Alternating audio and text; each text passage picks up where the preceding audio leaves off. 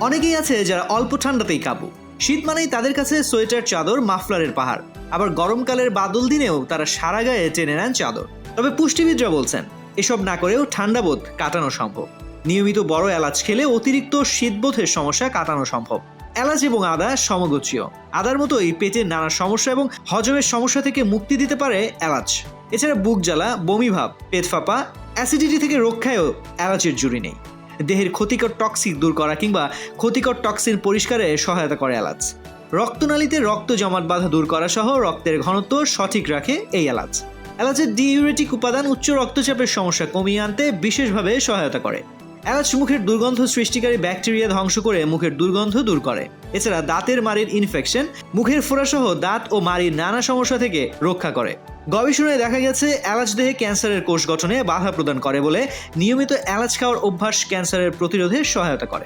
এলাচের অ্যান্টিঅক্সিডেন্ট উপাদান ত্বকে বয়সের ছাপ, বলিরেখা ইত্যাদি পড়তে বাধা প্রদান করে। এলাচ ত্বকের ক্ষতিপূরণেও বেশ সহায়ক।